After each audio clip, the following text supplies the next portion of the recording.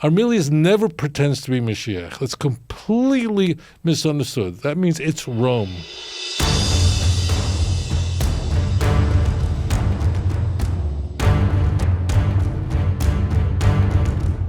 Caller, you are live on the air. Please tell us your name and where you're calling from. Hi, my name's Kevin. I'm from Nashville. Kevin, welcome. Go ahead with your question. Thank you.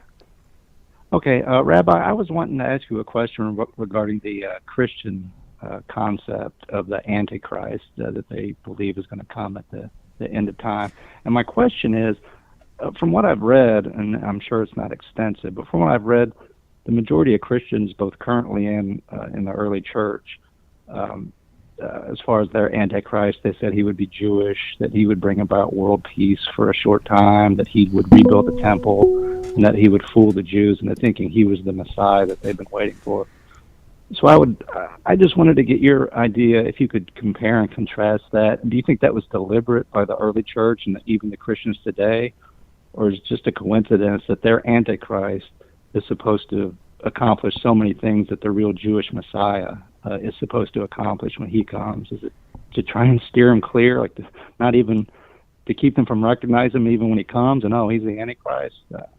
I guess that's the best way I can put it.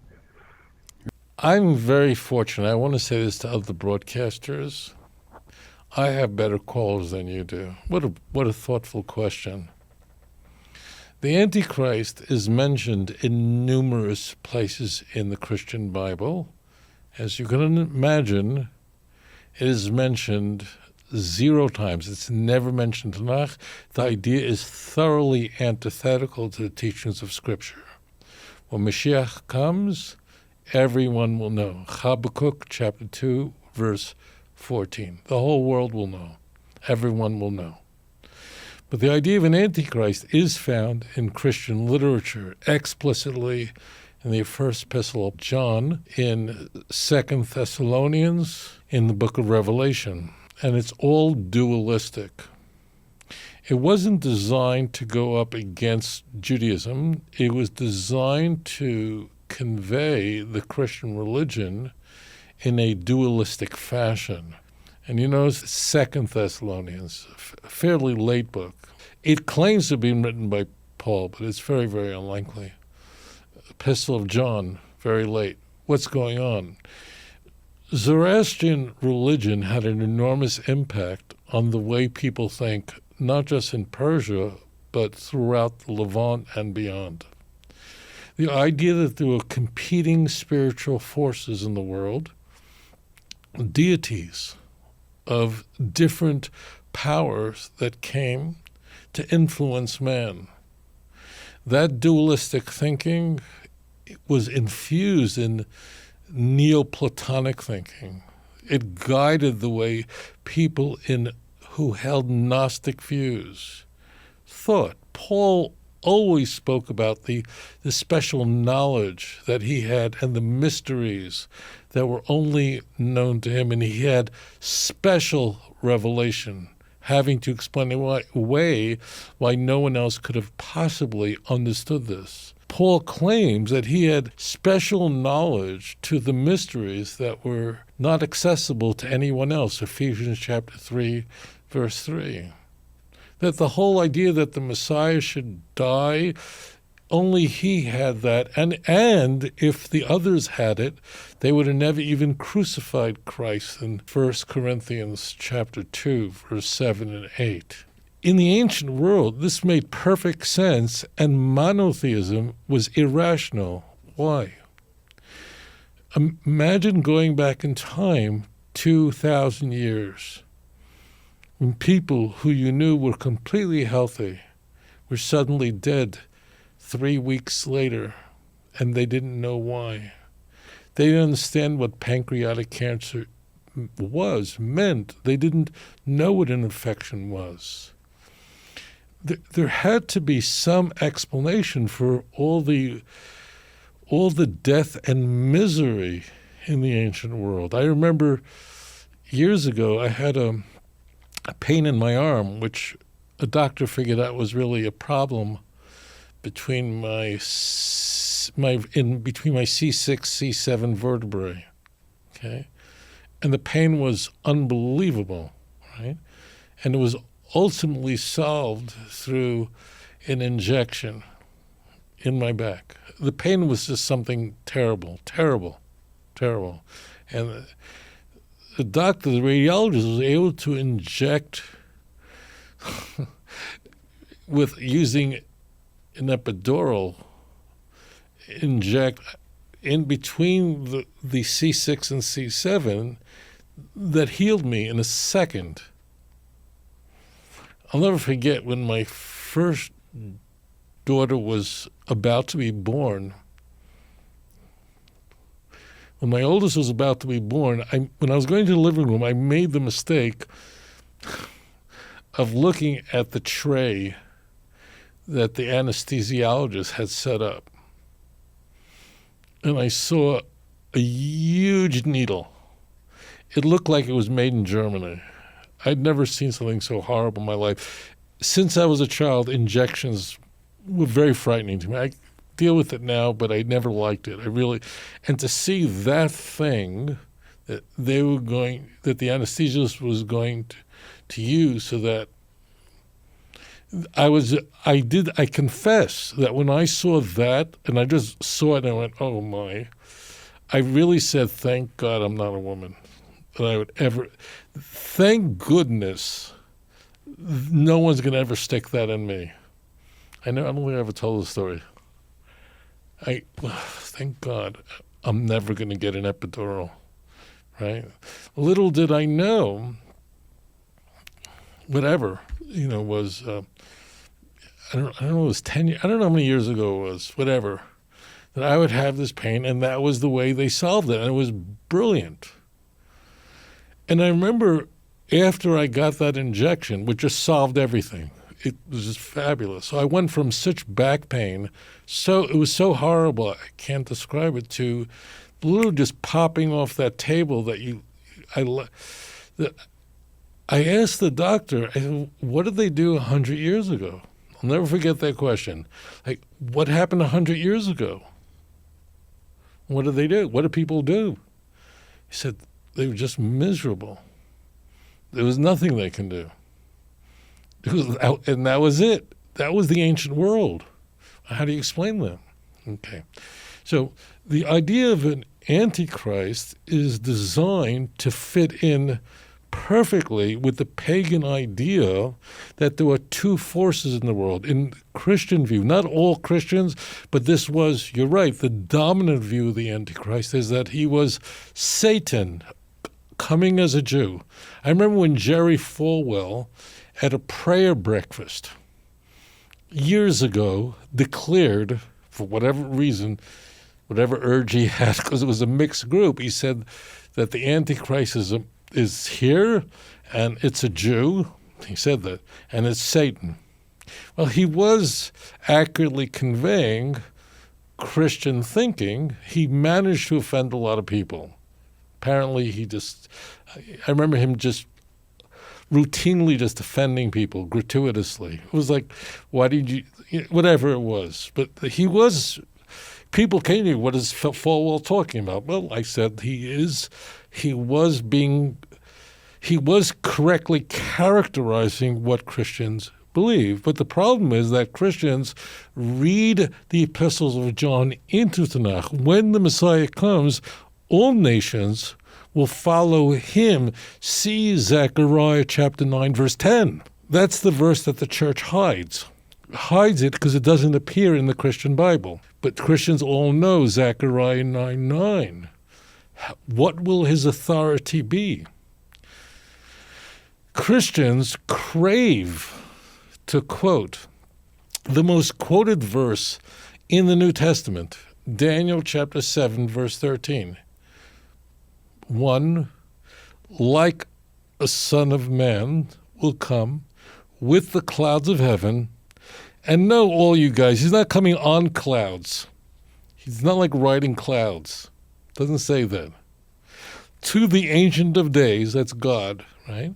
And what will happen? God will give him something he didn't have, and that is glory And in verse 14, all nations will serve him. Everyone will. Everyone will. That's the whole point. The whole point of when Mashiach comes, everyone will recognize it. See Isaiah 2, 3, and 4. There's a reason why you as a Christian may not know Isaiah 2, 3, and 4. Because it isn't quoted in the New Testament. I wonder why. The idea that there's a good deity and a malevolent deity, that was the whole point of the Marcionite movement that was launched in the 2nd century. That was enormously powerful. That was the thinking behind the Gnostic movement. That, of course, there was a God that created this world. But the God of this world, this is also very big in Philo, is always lesser. In Gnostic thinking, he was evil. Utterly evil. In Marcionite thinking, he was really a very wealthy, influential theologian from what is today modern-day Turkey, Asia Minor. He blew open the Christian world by saying that the God of the Old Testament is not the God of Jesus. Totally different. They don't belong together. They're two different gods. And the God of the Jews that created, that's what always happens. The God that created this world is inferior.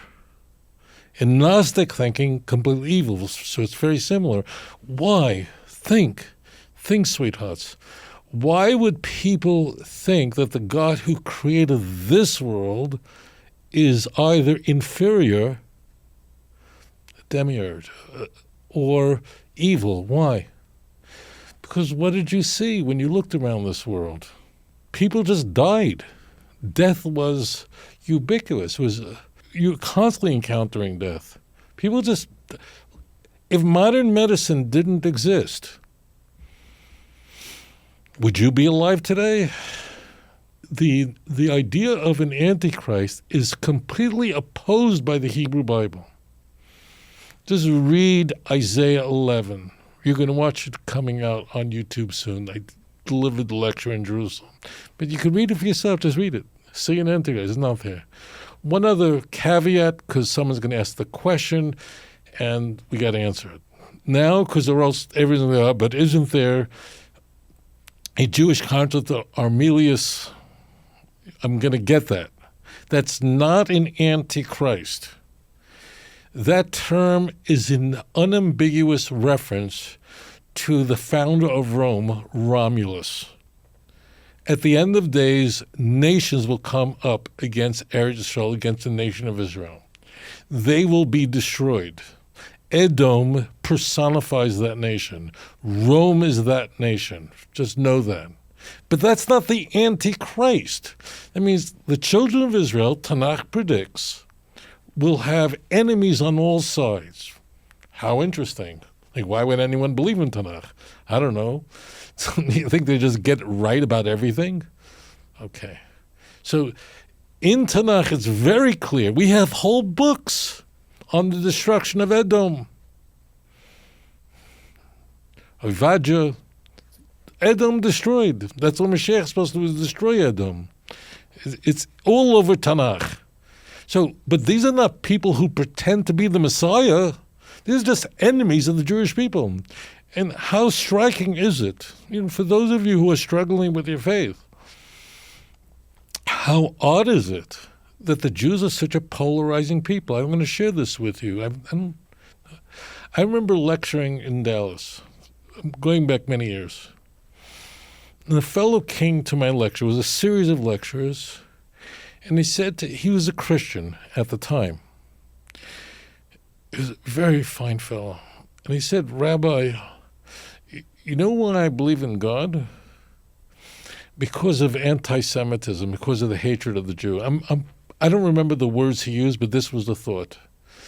And I found it very striking. He said that anti-Semitism is so irrational. It's clearly it's supernatural. It doesn't make sense to hate the Jews so consistently and in such a visceral way. People have very strong opinions about Jews, and they don't have strong opinions about other nations that are much larger than us, like the Chinese. There are so many Chinese people in the world. It's the most successful race on the planet. People don't have strong opinions about Chinese and Japanese. And the Jew who represents 1/4 of the world's population, why do you hate us so much? So be very careful, because people who are, it's not that they're untrained, like you need a PhD to know this, but people are, please forgive me, people could be a little lazy, but they go to Rabbi Google, Pastor Google, to get their knowledge instead of going back to the original sources. So at the end of days, nations will come up against the children of Israel. The Jews will be a lightning rod for hatred, and God will deliver Israel from enemies, but they're not enemies who are pretending to be the Messiah. Please read Zechariah 8. Please read Zechariah 12. Please. I mean, these are Ezekiel 38 and 39, the whole end of Zechariah. Don't trust me. Look it up. But I assure you, when you do, you're not going to require, you don't need to read anything into it. It's explicit that nations will come up against Jerusalem and they will all be destroyed. We'll go up against the Jewish people and they will all, hopefully they'll repent, but if not, they'll be destroyed. So Armilius is Romulus, and Armilius never pretends to be Mashiach. That's completely misunderstood. That means it's Rome. Thank you for your question. Adon olam asher malach בטרם כל יציר נברא לעת נעשה בחפצו כל אזי מלך שמו נקרא ואחרי ככלות הכל לבדו ימלוך נורא והוא היה